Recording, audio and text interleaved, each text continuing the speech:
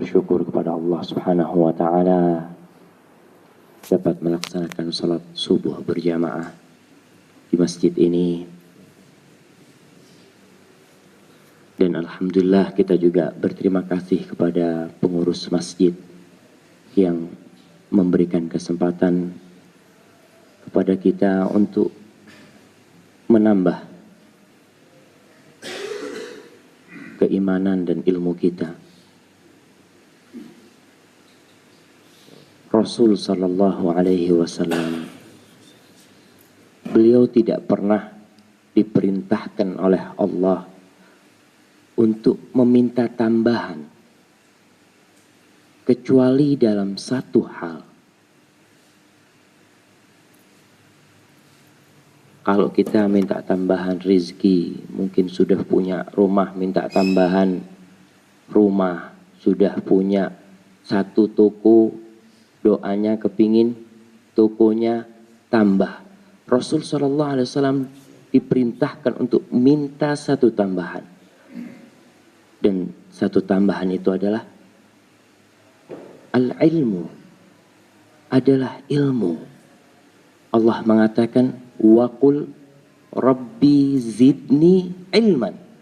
Katakan Muhammad, wahai Rabbku, tambahkan kepada aku ilmu.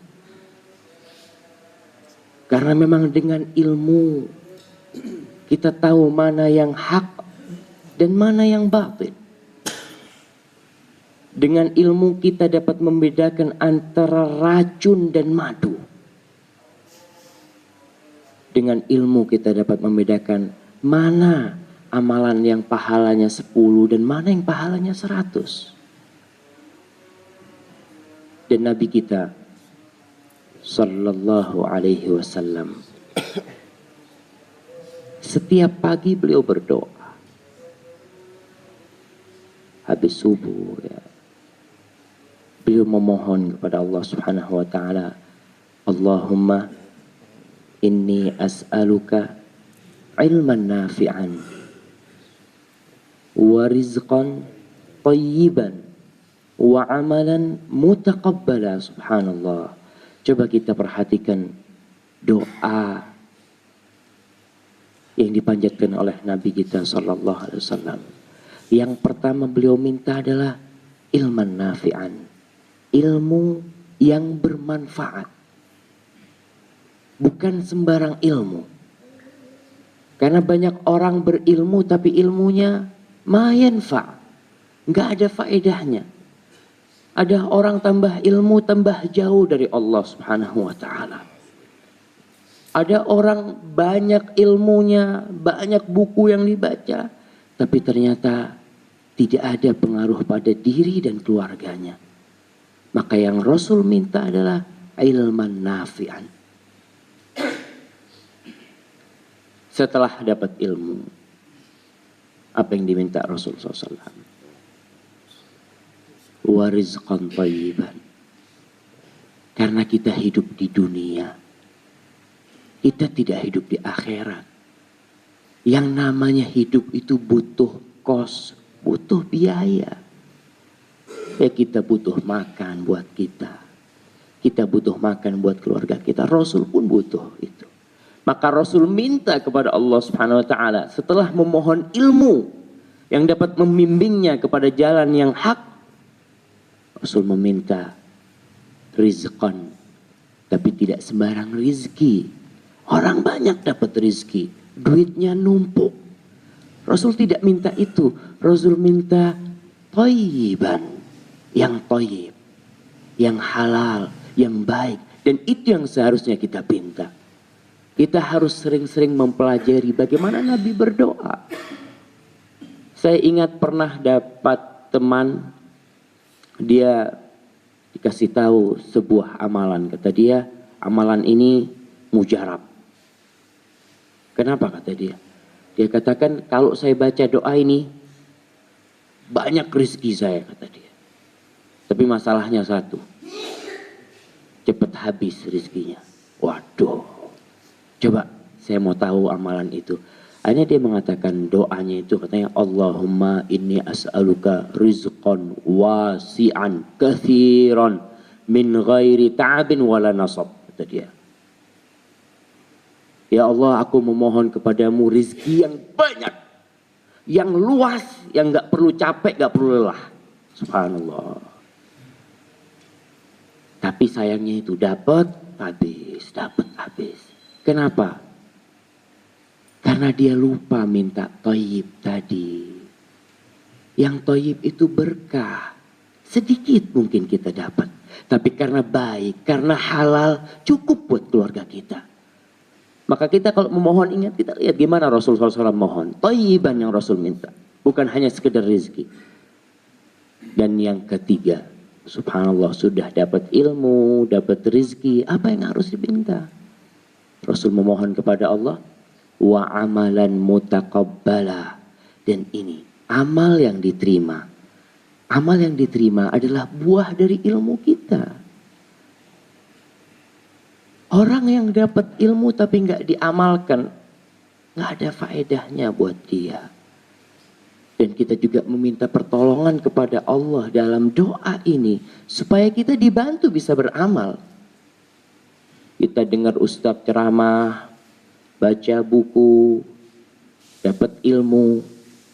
Kadangkala berat untuk mengamalkan. Ya Allah, gimana ngamalkannya? Ustadz jelaskan tentang sholatul lail, tentang sholat tahajud dan kemuliaannya, menjelaskan tentang sholat duha.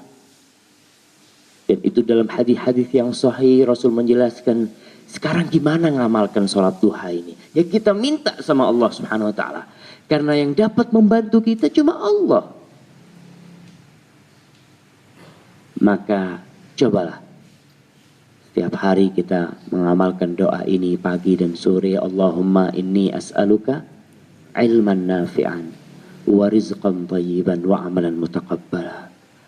Ada satu ilmu yang akan kita pelajari hari ini tentang sebuah surat yang paling agung, yang paling mulia yang berada di dalam Al-Quranul Karim. Al-Quranul Karim terdiri dari berapa surat? Bapak-bapak, biar tidak ngantuk, berapa? 114 surat.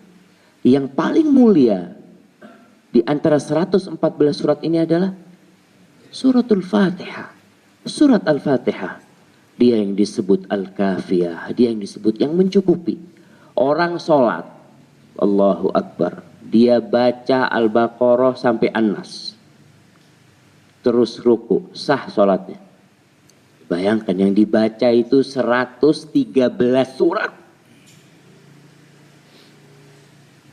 Baca Alif Lam Mim sampai sebelum subuh dia baca Qul a'udzu birabbin nas, malikin nas, ilahin nas, min syarril waswasil khannas, alladzi yuwaswisu fi sudurin nas minal jinnati wan nas. Sah enggak salatnya? Baca 113 surat jemaah. Kenapa? Karena ini satu surat yang disebut Al-Kafiyah, yang disebut mencukupi. Itu enggak dibaca. La sholata liman lam yaqra bi Fatihatil Kitab. Enggak sah salatnya orang yang enggak baca Al-Fatihah. Ada apa dengan surat Al-Fatihah ini? Al-Fatihah juga disebut Asy-Syafiyah, yang dapat menyembuhkan. Bagaimana kisah Abdullah bin Mas'ud, dia meruqyah. Itu pemimpin satu suku yang disengat ular atau kalajengking, diruqyah dengan Al-Fatihah sembuh. Dan kita kalau dengar satu keutamaan dari Rasul sallallahu alaihi wasallam, kita amalkan. Anak kita sakit, kakinya sakit, ya Allah bacain Al-Fatihah, bismillahirrahmanirrahim, alhamdulillah, mudah-mudahan sembuh. Anak yang sakit ribut mau ke dokter dulu. Iya, ke dokter, tafadhol. Tapi yang kita bisa lakukan, kita amalkan. Mudah-mudahan Allah sembuhkan dengan Al-Fatihah itu. Dan itu surat yang paling utama sebagaimana disebutkan dalam hadis-hadis Bukhari Muslim. Coba kita lihat Abu Hurairah radhiyallahu taala anhu. Dia meriwayatkan dari Rasul sallallahu alaihi wasallam. Qala Allah taala, Nabi mengatakan, Allah berfirman dalam hadis riwayat Muslim, Hadis ini disebut hadis yang diriwayatkan dari Nabi, Nabi meriwayatkan dari Allah, disebut hadis qudsi. Qala Allah Ta'ala, Allah berfirman, kata Rasul, qasamtu salata baini wa bainal abdi aw baina abdi nisfain. Kata Allah, aku bagi salat ini antara aku dan hambaku dua bagian. Yang maksudnya salat ini adalah surat Al-Fatihah itu. Fa idza qala 'abdi alhamdulillahi rabbil alamin. Apabila hambaku mengatakan alhamdulillahi rabbil alamin, maka Allah berkata, hamidani 'abdi. Hambaku memujiku, kata Allah. Iya. Wa idza qala Ar-Rahmanir Rahim. Apabila hambaku mengatakan Ar-Rahmanir Rahim, Allah mengatakan athna alayya abdi. Hambaku memujaku, dia sebut nama-namaku. Wa idza qala iya apa? Iyyaka na'bud Maliki yaumiddin. Ya, biar ngantuk lah. Ini ngantuk semuanya ini. Wa idza qala Maliki yaumiddin, apabila hambaku mengatakan Maliki yaumiddin, pemiliknya hari pembalasan, rajanya hari pembalasan, Allah mengatakan majjadani abdi. Hambaku mengagungkanku. Dia memuji, memuja dan mengagungkanku. Wa idza qala iyyaka na'budu wa iyyaka nasta'in. Hadza baini wa baina 'abdi wa li 'abdi ma sa'al. Ini antara aku dengan hambaku. Di sini bagiannya. 3 ayat pertama itu adalah untuk Allah Subhanahu wa taala, yang isinya pujian, pujaan dan pengagungan Allah Subhanahu wa taala. Dan setelah itu permohonan hamba. Hamba mengatakan iyyaka na'bud wa iyyaka nasta'in. Hadza baini wa baina 'abdi. Ini separuhnya punya hambaku, separuhnya punya aku. Kepadamu kita beribadah. Ingat, setiap sholat kita itu berdialog dengan Allah. Kita mengatakan iyyaka na'bud ya Allah. Kepadamu ya Allah. Bukan kepada yang lainnya kami beribadah. Wa iyyaka nasta'in. Dan separuhnya iyyaka nasta'in, kami mohon ampunan hanya kepadamu. Kepadamu kami hanya memohon pertolongan dan bantuan. Kemudian ihdinas siratal mustaqim. Ini yang milik kita. Ya Allah, tunjukkan kepada kami jalan yang lurus. Ya, jalan yang lurus ini salah satunya dengan belajar. Dengan kita mengetahui, apalagi sekarang di Indonesia munculnya aliran-aliran yang gak benar-benar. Ada di Jakarta yang ngaku Nabi. Siapa namanya? Ahmad Musaddiq. Ada Lia Eden. Ada banyak sekali. Kita memohon kepada Allah, ihdinas siratal mustaqim, supaya kita tetap berada di atas hidayah Allah, di atas agama Allah ini sampai kita mati. Karena kita nggak tahu bagaimana tatkala malakul maut, tatkala malaikat pencabut nyawa itu datang mencabut nyawa kita, apakah tatkala itu kita masih dapat mengatakan la ilaha illallah? Nggak tahu kita. Maka seorang mukmin tetap dalam doanya dia memohon kepada Allah Subhanahu wa taala. Ihdinas siratal mustaqim, siratal ladzina an'amta alaihim. Ya, jalan yang lurus. Jalannya siapa? Jalannya orang-orang yang kau beri nikmat Allah. Ghairil maghdubi alaihim waladhdallin. Bukan jalannya orang-orang yang dimurkai Allah. Siapa orang yang dimurkai Allah? Yang dimurkai Allah adalah Orang yang mengetahui kebenaran, kemudian dia tidak mengamalkannya. Dan dalam ayat ini para ulama sebagian menafsirkan adalah orang-orang Yahudi. Orang-orang Yahudi tahu dengan kebenaran. Dia tahu dengan akan keluarnya seorang nabi dari kota Mekah dan tempat hijrahnya kota Madinah. Mereka tahu. Tapi mereka tidak beriman. Waladhdallin. Dan kita juga memohon kepada Allah ditunjukin jalan yang lurus, bukan jalannya orang yang dimurkai dan bukan jalannya orang-orang yang tersesat. Orang tersesat itu yang nggak tahu, nggak punya ilmu, ya dia pikirnya benar, ya dia jalan terus.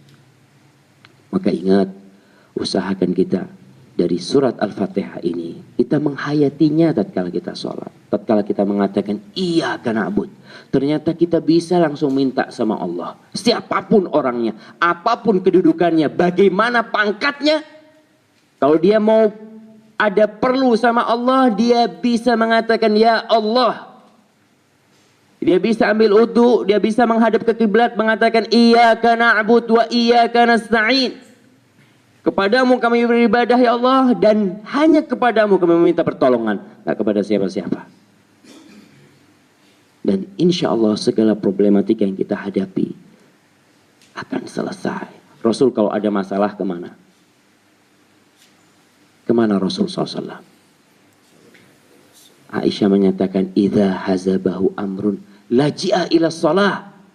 Enggak lari ke rumah temannya, enggak lari ke rumah, ya mungkin orang-orang yang berpangkat, dia laji'a ila shalah. Dia berangkat mengadukan permasalahannya kepada pencipta langit dan bumi. Kepada Allah Jalla Jalaluh yang kalau dia akan menyelesaikan masalah hamba, hanya berucap, kun fayakun. Maka seharusnya tatkala problematika menghadang jalan kita, di keluarga kita, di kerjaan kita, laji'a ila shalah, sholat. Adukan sama Allah apa yang akan kita adukan. Dan Allah itu tidak pernah bosan diadui. Kalau punya sohib, sekarang ngadu sama ustadz lah. Ustadz kata dia, anak ini kayak gini punya masalah. Ya didengerin sama ustadz. Tapi ustadz gak punya apa-apa. Besok datang lagi. Besok lusa datang lagi. Ustadz yang lihat, oh itu kok mau datang, itu kunci aja pintunya. Sudah capek dengerin. Tapi Allah Jalla Jalaluh tidak pernah bosan mendengar rintihan hambanya. Bahkan Allah suka kepada orang-orang yang suka merintih kepadanya. Allah mengatakan, ud'uni astajib lakum. Minta sama aku, kata Allah. Aku jawab kalian. Maka ingat, dalam surat Al-Fatihah ini mengandung banyak sekali faedah. Kita sudah bertahun-tahun membacanya, tapi kita teruslah diulang, dibaca tafsirnya, dimaknai, dihayati, direnung. Insya Allah, Allah Jalla Jalaluh akan menerima sholat kita. Karena kata Rasul Sallallahu Alaihi Wasallam dalam hadis riwayat Tabrani, wa hasanahu Syekh Albani, Rasul mengatakan, inna rajula la yusalli salata sittina sana walam tuqbal lahu salat. Ada orang yang sholat selama 60 tahun tapi sholatnya nggak ada yang diterima. La ilaha illallah. Kita harus takut. Seorang mukmin itu sebagaimana kata Hasan al-Basri, bainal ihsan wa makhafah. Dia berbuat baik sudah sama Allah, tapi dia takut nggak diterima. Dan itulah seorang mukmin. Adapun orang munafik mengumpulkan antara isa'ah wa aman. Dia merasa aman, gampang, saya sudah sholat. Subhanallah. Kita takut sholat kita nggak diterima. Dan Rasul menyebutkan dalam hadis Tabrani tadi itu, sholat 60 tahun, ruku, sujud, wudu. Allahu Akbar. Ada apa sama orang ini?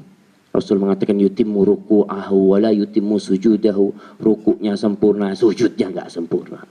Sujudnya sempurna, rukuknya nggak sempurna. Jadi sholatnya belum benar. Maka mudah-mudahan kita dikasih ilmu yang bermanfaat pada pagi hari ini. Keluar dari sini mudah-mudahan kita bisa mengamalkan, dan pulang sampai rumah mudah-mudahan dapat rezeki yang thayyib. Subhanakallahumma bihamdik asyhadu an la ilaha illa anta astaghfiruka wa atubu ilaik. Wassalamualaikum warahmatullahi wabarakatuh.